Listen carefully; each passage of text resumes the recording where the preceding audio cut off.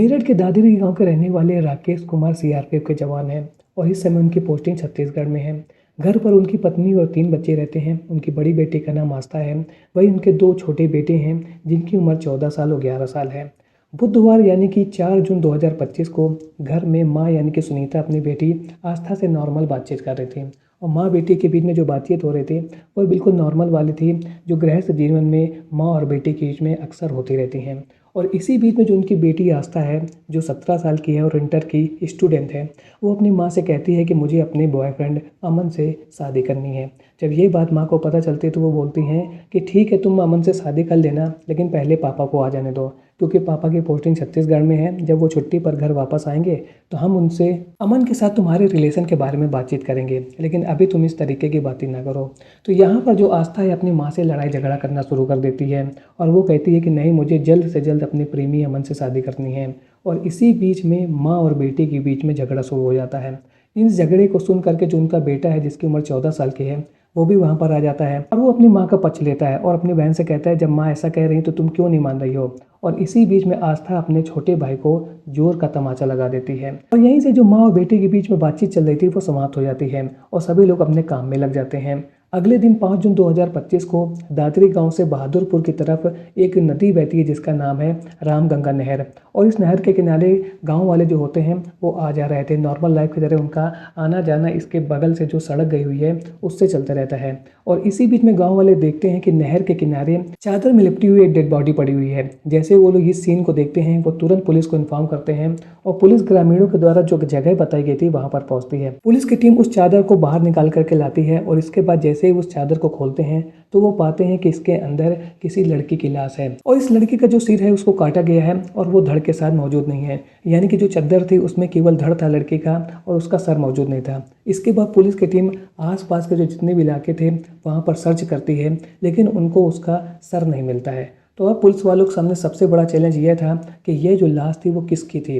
क्योंकि धड़ था सर था नहीं, तो इससे पहचान कैसे की जाएगी। साथ ही साथ पुलिस वाले जब आसपास का इलाका चेक करते हैं तो उनको कोई भी सीसीटीवी फुटेज नहीं मिलता है जिससे ये पता चल सके कि रात के समय यहाँ पर कौन आया था। और वहाँ पर इतना सुनसान था, इतना सन्नाटा था, जिसकी वजह से रात के समय जो आसपास के गांव वाले थे वो अपने घर के अंदर ही रहते थे, खा पी करके सो जाते थे। और इस वजह से किसी चश्मदीद गवाह को भी ढूंढ निकालना पुलिस वालों के लिए बहुत ज़्यादा मुश्किल हो रहा था। लेकिन पुलिस वाले अपनी कोशिश करते हैं और जहाँ पर ये डेड बॉडी मिली थी उसके आसपास के जितने भी गाँव थे वहाँ पर जा करके लोगों से बातचीत करते हैं। लेकिन सभी लोग यही कहते हैं कि हमें नहीं मालूम है कि रात में ये लाश यहाँ पर आकर के किसने फेंकी है, यहाँ पर किस व्यक्ति ने लाश ला करके यहाँ फेंकी है। रात में हमें किसी भी तरीके का कुछ मूवमेंट भी नहीं पता चला। साथ ही साथ ये जो जगह है वहाँ पर अंधेरा रहता है, लाइट की भी कोई व्यवस्था नहीं जिससे ये पता चल सके कि रात में कोई गाड़ी से आया या पैदल आया। तो इस तरीके से पुलिस की जो टीम थी वो ब्लैंक थी और उनको इस बात की बिल्कुल भी जानकारी नहीं थी कि इस लड़के की हत्या करके उसका सर काटा गया है और फिर उसको यहाँ पर फेंक दिया गया है।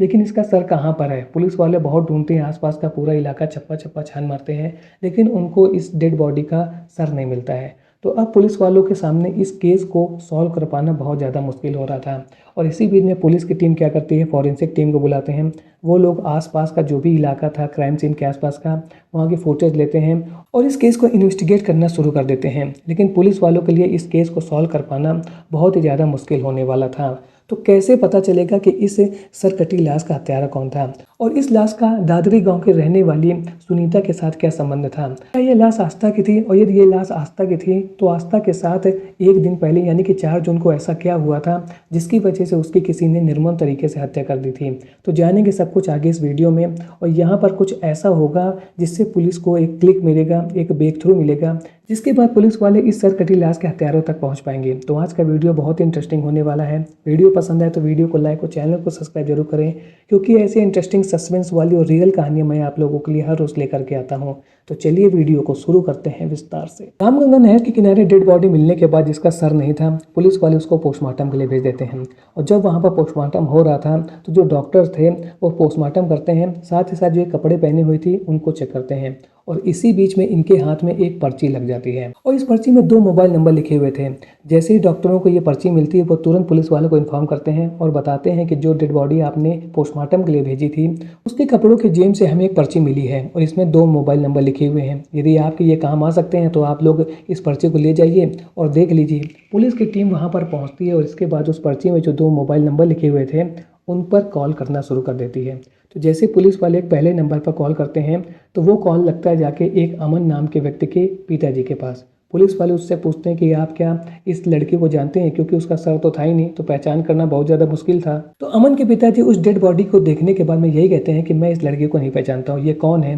तो इसके बाद पुलिस वाले पूरी जानकारी देते हैं कि हमें ये डेड बॉडी रामगंगा नहर के किनारे मिली हुई है और इसके कपड़ों की जेब से एक मुझे पर्ची मिली है जिसमें आपका मोबाइल नंबर लिखा हुआ था और इसी वजह से हमने आपको कॉल किया है। तो यहाँ पर जो अमन नाम का लड़का था उसके पिता बोलते हैं कि नहीं, हमें इस लड़के के बारे में कुछ भी नहीं मालूम है, ये कौन है और इसके पास मेरा नंबर कैसे आया है, हमें कोई जानकारी नहीं है। और इसके बाद पुलिस वाले जो दूसरा नंबर था उस पर कॉल करते हैं। जब इस दूसरे नंबर पर कॉल करते हैं तो ये था अमन की बहन का और यहाँ पर पुलिस को सफलता मिल जाती है और अमन की बहन अमन से पुलिस वालों की बात करा देती है। पुलिस वाले सेम चीज़ अमन से पूछते हैं, उससे कहते हैं कि हमको नदी के किनारे एक लाश मिली है, क्या तुम इस लाश के बारे में जानते हो। तो सबसे पहले वो अचंभित हो जाता है कि अरे आप लोग ये क्या कर रहे हैं, आपको ये लाश मिली हुई है। वो फ़ोटो देखता है तो वो बोलता है कि हो ना हो ये जो डेड बॉडी है ये मेरी गर्लफ्रेंड की है और मेरी गर्लफ्रेंड का नाम है आस्था और वो 17 साल की है, वो दादरी गाँव की रहने वाली है। तो जब ये सब बातें पुलिस वालों को पता चलती है तो अब पुलिस वालों को ये लगने लगा था कि ये जो अमन नाम का लड़का है उसने कहीं ना कहीं ब्रेक थ्रू दे दिया है और इस सरकटी लाश को पहचान लिया है। पुलिस वाले अमन से आगे पूछते हैं कि तुम इस लड़के को कैसे जानते हो। तो वह बताता है कि ये जो लड़की आस्था है ये 12वीं क्लास की स्टूडेंट थी और मैं ग्रेजुएशन कर रहा हूँ। रास्ते में हम दोनों मिलते थे और इसी बीच में हम दोनों के बीच में प्रेम संबंध हो जाता है। हम दोनों लोग शादी करने की प्लानिंग कर रहे थे, लेकिन जो आस्था के परिवार वाले हैं वो हमारी शादी को लेकर के तैयार नहीं थे और वो लोग इस रिश्ते को नहीं चाहते थे और इसी वजह से आस्था के परिवार वाले लगातार मेरी और आस्था के साथ जो शादी होने वाली थी उसको मना कर रहे थे और उनका यही कहना था कि तुम लोग अपना ये जो रिलेशन है इसको समाप्त कर दो। और ये बातें आस्था यानी कि मेरी गर्लफ्रेंड को बिल्कुल भी पसंद नहीं आती थी, जिसकी वजह से उसका अपने परिवार वालों के साथ लगातार झगड़ा होता रहता था। एक रोज़ हम दोनों लोग मंदिर में मिले थे और हमने प्लान किया था कि हम शादी कर लेंगे, लेकिन इसके बाद में मैंने खुद ही अपने आप को रोका था और उससे कहा था कि हम कुछ टाइम और वेट कर लेते हैं, शायद तुम्हारे परिवार वाले इस शादी को लेकर के तैयार हो। तो जब पुलिस वालों को ये पूरी कहानी पता चलती है कि अमन और ये जो लड़की है दोनों एक दूसरे के बॉयफ्रेंड गर्लफ्रेंड थे, इनके बीच में प्रेम संबंध था, तो अब पुलिस वालों को पूरा ब्रेक थ्रू मिल गया था और ये भी पता चल गया था कि ये लड़की कहाँ की रहने वाली है। पुलिस की टीम तुरंत दादरी गांव में उस घर पर पहुंचती है जहां पर ये लड़की रहती थी, यानी कि जहां पर आस्था रहती थी। वहां पर उसके घर में उसकी मां सुनीता और उसके 2 भाई मिलते हैं। यहां पर पुलिस वाले उस फोटो को दिखाते हैं, उस सरकटी लाश के फोटो को दिखाते हैं, उससे पूछते हैं कि बताओ ये तुम्हारी बेटी है। तो शुरू में तो ये जो सुनीता थी उसकी माँ वो बोलती है कि नहीं मेरी बेटी नहीं है, मेरी बेटी तो अपने मामा के घर गई हुई है। लेकिन पुलिस वालों को पूरी कहानी मालूम थी और उनको 100% शक था कि हो ना हो जो कुछ भी हुआ इस घर के अंदर ही हुआ है। पुलिस वाले उसकी मां सुनीता को गिरफ्तार करते हैं और फिर थाने ला करके उससे अपनी तरीके से पूछताछ करते हैं। तो जब पुलिस वाले अपने तरीके से उससे पूछताछ करते हैं तो वो इस बात को कबूल कर लेती है कि हाँ धोखे से उसकी बेटी का यानी कि आस्था का उसके हाथों कत्ल हो गया है और वो लोग उसको मारना नहीं चाहते थे, लेकिन उस दिन कुछ ऐसा हुआ जिसकी वजह से गुस्से में आकर के ये पूरी घटना घट गई। आस्था की मां सुनीता पुलिस वालों को बताती है कि बुधवार यानी कि 4 जून 2025 को सुबह 8 बजे का समय था और इसी बीच में हम सभी लोग घर पर थे। यहाँ पर मैं अपनी बेटी आस्था से बातचीत कर रही थी। मेरे जो दोनों बच्चे हैं यानी कि जो मेरे बेटे हैं वो दूसरे कमरे में थे और मैं अपनी बेटी से दूसरे कमरे में बातचीत कर रही थी। हमारे बीच में फॉर्मल नॉर्मल सी बातचीत हो रही थी जो बेटी और माँ के बीच में होती रहती है। और इसी बीच जो मेरी बेटी आस्था है वो जिद करने लगती है और कहती है कि मुझे अपने बॉयफ्रेंड अमन से शादी करनी है। तो मैं उससे कहती हूँ कि तुम्हारे जो पिता हैं वो सीआरपीएफ में हैं, जब वो छुट्टी पर वापस आएंगे तो उनके सामने तुम्हारे रिलेशन के बारे में बात कर लूँगी और फिर वो जैसा कहेंगे तुम्हारी मैं शादी करा दूँगी। लेकिन जो मेरी बेटी आस्था थी वो मेरे ऊपर दबाव बनाने लगती है और लड़ाई झगड़ा करने लगती है कि नहीं उसको अभी जल्द से जल्द शादी करनी है। और इसी बीच में हमारे दोनों के बीच में लड़ाई झगड़ा होने लगता है और मेरा बेटा उसी समय पर आ जाता है, छोटा बेटा जो आस्था से छोटा था वह मेरा पक्ष लेता है। तो ये देख करके आस्था अपने छोटे भाई के ऊपर जोर का तमाचा लगा देती है ये सब जब वो करती है तो मुझे बहुत ज़्यादा गुस्सा आ जाता है और मेरा भी हाथ उसके ऊपर उड़ जाता है और इसी बीच में मैं उसका गला पकड़ लेती हूँ और मेरा जो छोटा बेटा है उसके हाथ को पकड़ लेता है। लगभग 10 मिनट तक मैं उसका गला दबा करके रखती हूँ और मुझे ऐसा लग रहा था कि मैं उसको शांत कराने की कोशिश कर रही हूँ। मेरा इंटेंशन नहीं था कि उसकी हत्या करना है,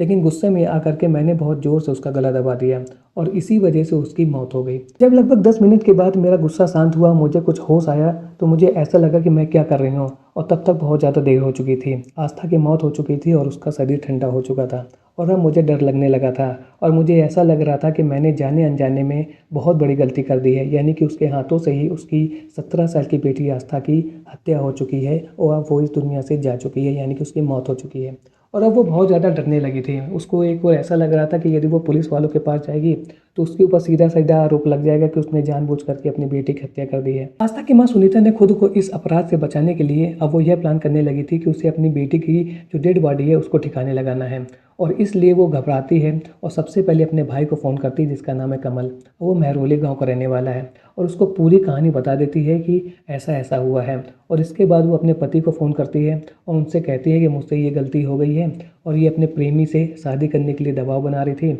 इस वजह से हमारे बीच में झगड़ा हुआ और धोखे से मैंने आस्था का मर्डर कर दिया है, यानी कि उसकी गला दबा करके हत्या कर दी है। तो उसका जो पति है वो यही कहता है कि तुम कुछ भी करो और उसकी बॉडी को ठिकाने लगाओ। तो यहाँ पर सुनीता अपने पति को बताती है कि मैंने अपने भाई कमल को फ़ोन कर दिया है और वो लोग घर आ रहे हैं। फ़ोन करती है जो कि महरौली गाँव का रहने वाला था और उसको पूरी कहानी बता देती है कि ऐसा-ऐसा घर में हो गया है। तो उसका भाई कमल कहता है कि ठीक है, तुम अभी लाश को घर पर ही रखो और इसके बाद हम लोग रात पर आएँगे और सोचेंगे कि आगे क्या करना है। रात को लगभग 9:30 बजे के आसपास जो कमल था अपने बेटे के साथ, जिसका नाम रंजीत है, और उसका ममेरा भाई यानी कि मौसी का लड़का गौरव को लेकर के दादरी गाँव पहुँचते हैं जहाँ पर सुनीता रहती थी। और इसके बाद जब वो घर के अंदर दाखिल होते हैं तो देखते हैं कि ये किनारे पर आस्था मरी पड़ी हुई है। वो वहाँ पर यह प्लान बनाते हैं कि हम लोग इसकी डेड बॉडी को ले करके जाएंगे और जंगल में कहीं पर छिपा देंगे। ये लोग एक चद्दर में आस्था की डेड बॉडी को लपेटते हैं और फिर कार में रख करके वहाँ से निकल जाते हैं। कमल अपने बेटे और जो मौसी का लड़का था गौरव, उसके साथ में कार से अपने खेत में पहुँचता है और ये जो उसके खेत थे वो जंगल में थे और यहाँ पर ये लोग सबसे पहले शराब पीते हैं और शराब पीने के बाद में आस्था की जो डेड बॉडी थी उसमें उसके सिर को अलग कर देते हैं, यानी कि काट करके उसको अलग कर देते हैं और उसके बाद उसके सिर को एक दूसरी पैकेट में पैक करते हैं और साथ ही साथ जो उसका धड़ बचा था आस्था के डेड बॉडी का उसको चादर में लपेटते हैं और इसके बाद फिर से एक लोग कार में बैठते हैं और निकल पड़ते हैं। ये सभी लोग दादरी गाँव से लगभग 13 किलोमीटर की दूरी पर रामगंगा नहर के पास पहुँचते हैं और वहीं पर जो उसका धड़ था जो चद्दर में लपटा हुआ था उसको वहाँ पर फेंक करके वहाँ से निकल जाते हैं और फिर वहाँ से लगभग 8 किलोमीटर की दूरी पर जाते हैं और वहाँ पर उसकी जो आस्था की मुंडी थी उसको फेंक देते हैं और ये सब करने के बाद में ये लोग अपने अपने घर चले जाते हैं और अपने काम धंधे में लग जाते हैं। और इन सभी लोगों को यही लग रहा था कि उन लोगों ने सर को अलग कर दिया है, यानी कि धड़ अलग है और सर अलग है और जब तक पुलिस को सर मिलेगा नहीं तो ना तो बॉडी की शिनाख्त हो पाएगी और ना ही पुलिस वाले इन लोगों तक पहुँच पाएंगे। लेकिन इन लोगों को इस बात का बिल्कुल भी अंदाज़ा नहीं था कि आस्था ने अपनी जेब में पहले से ही वो सुराग अपने साथ रख दिया था जो आने वाले समय में इन लोगों को इनके क्राइम की सजा दिलाने का सबसे बड़ा हथियार बनने वाली है। क्योंकि जब आस्था की डेड बॉडी मिली थी तो उसका केवल धड़ मिला था, सर नहीं मिला था और पुलिस वालों के सामने यह बहुत ही बड़ा चैलेंज था कि इस धड़ से कैसे पता लगाया गया कि ये जो डेड बॉडी है वो किसकी है। और उन लोगों को ये तो मालूम था कि ये किसी लड़की की डेड बॉडी है, लेकिन किस लड़की की है, उसको यहाँ पर किसने फेंका है, हत्या के पीछे रीज़न क्या था, इसके बारे में पुलिस को कुछ भी नहीं पता चलने वाला था यदि आस्था के कपड़ों से उनको वो पर्ची ना मिलती जिसमें 2 मोबाइल नंबर लिखे थे। और इन मोबाइल नंबर की सहायता से ही पुलिस वाले सबसे पहले उसके बॉयफ्रेंड अमन के पास पहुँचते हैं और अमन से ही उनको पता चलता है कि सर कटी डेड बॉडी का असली नाम क्या है, ये कहाँ की रहने वाली है और इसके साथ ऐसा क्या हुआ था जिसकी वजह से इसकी बहुत ही निर्मम तरीके से हत्या की गई और फिर बाद में बॉडी को ठिकाने लगाया गया। तो पुलिस वालों ने अब आस्था के हत्यारे यानी कि उसकी माँ, उसका जो नाबालिग भाई था उसको और साथ ही साथ उसके मामा का लड़का और उसके जो मौसी का भाई था गौरव, इन सभी लोगों को गिरफ्तार कर लिया है और गिरफ्तार करने के बाद में अदालत में पेश किया गया है